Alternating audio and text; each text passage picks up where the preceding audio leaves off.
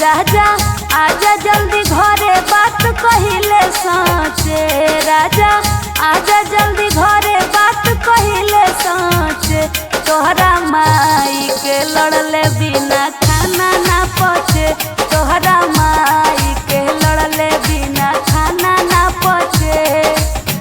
हर time देत रहेली हमके ताना। सूद से घोटात नइखे एको टाइम खाना। हर टाइम देत रहेली हमके ताना। सूद से घोटात नइखे एको टाइम खाना। कबो दाल में नून बेसी कबो भतबा काचे। कबो दाल में नून बेसी कबो भतबा काचे। तोहरा माई के लड़ले बिना खाना ना पचे।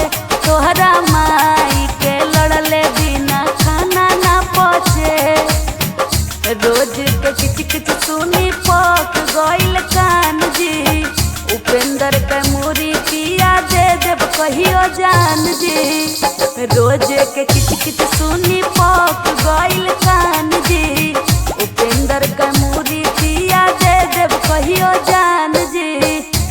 अरे ममता के क्षमता के पार ना बचे।